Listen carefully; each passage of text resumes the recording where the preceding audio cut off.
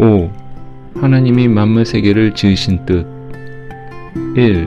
만물을 지으신 목적. 본래 하나님이 천지 만물을 놀이거리로 지으신 것이 아닙니다. 취미로 지은 것이 아닙니다. 목적도 방향도 없이 어떤 이념적인 내용도 없이 그저 지으신 것이 아닙니다. 크나큰 목적과 대우주의 이념을 두고 지으셨습니다. 그래서 지극히 작은 미물에서부터 우주에 이르기까지 모든 존재물에는 하나님의 심정을 통한 이념이 깃들어 있는 것을 우리는 부인할 수 없습니다. 그러면 이러한 이념을 두고 지으신 목적은 무엇이냐? 하나님의 사랑을 중심 삼은 이념의 세계, 즉 사랑과 더불어 통하고 사랑과 더불어 즐기고 사랑과 더불어 살고 사랑과 더불어 죽는 세계를 목적하신 것이 틀림없을 것입니다. 우리가 잠에서 깨어 눈을 뜨면 눈앞에 펼쳐진 만상을 보게 됩니다. 보여지는 이 만상을 통해 무엇인지 모를 간접적인 인상을 받고 그 반응되는 감각으로 생활에서의 감각을 높여가는 것입니다. 우리 주변에 있는 지극히 작은 미물이라도 반드시 우리와 인연되어 있고 관계되어 있습니다. 우리가 무시해도 그 미물은 그날그날 천륜의 이념에 따라 존재의 가치를 드러내며 인간과 더불어 인연 맺고 있다는 것입니다. 왜 그러냐? 지극히 작은 존재에서부터 만물을 주관할 수 있는 만물의 연장이라 하는 인간에 이르기까지 그 목적을 중심 삼고 보면 하나님의 대우주의 이념을 통할 수 있는 사랑의 이념권 내에 들어있기 때문입니다.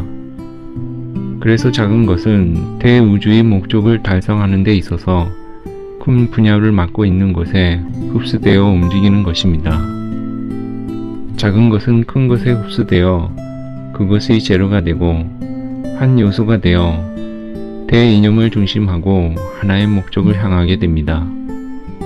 역사는 이렇게 진전되어 나오는 것이고 존재세계는 천륜이란 원칙의 궤도에 따라 하나의 목적을 위해 움직여 나온다는 사실을 부정할 수 없습니다. 하나님이 왜 만물을 지었느냐? 자기가 사랑할 대상을 대상자를 갖기 위해서입니다.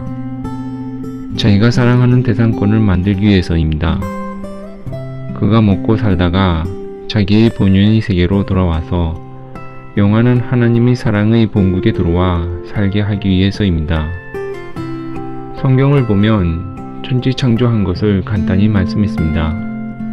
말씀으로서 천지 만물을 창조했다는 것입니다. 별이 생겨라 하면 별이 생겨났고 지구성아 생겨라 하면 지구성이 생겨났다고 되어 있습니다. 그렇지만 여기에는 무한한 질서와 법도에 따라 전진적인 원칙을 계승시켜 작은 것에서부터 큰 것으로 발전시켜 나온 것임을 알아야 됩니다. 그래가지고 이 모든 만물을 지어놓고 만물의 정수로서 직합시켜 이루어 놓은 것이 아담과 해와 인류의 조상입니다.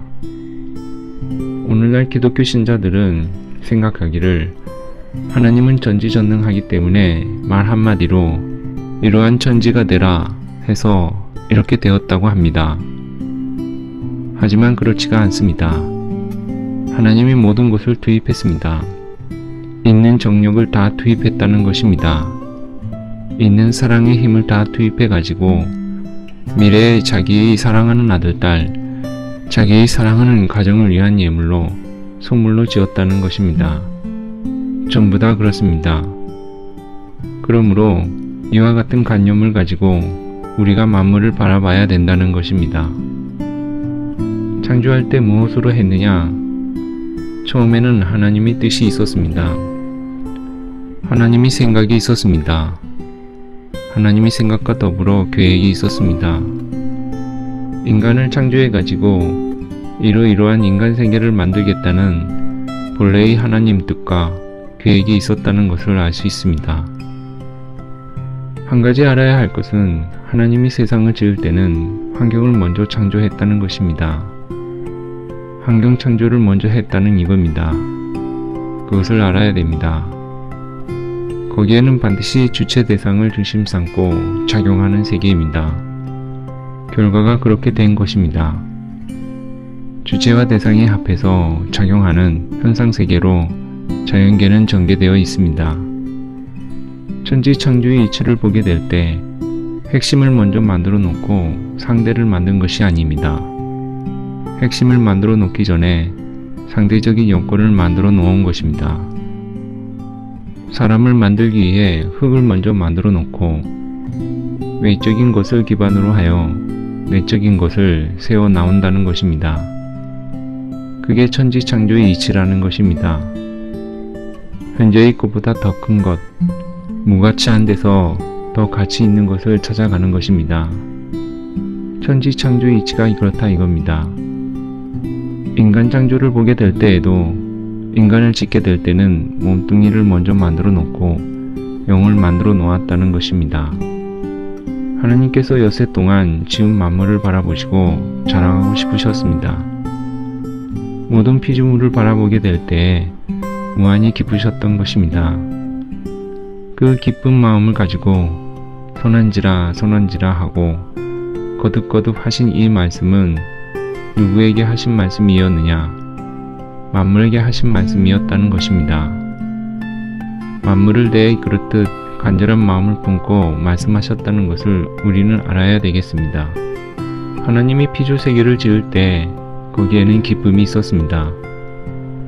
지어놓고는 보기에 선한지라 하셨습니다. 기쁨이 있었다는 것입니다. 기쁨이 무엇입니까? 어떤 목적을 이루었을 때 느끼는 것입니다.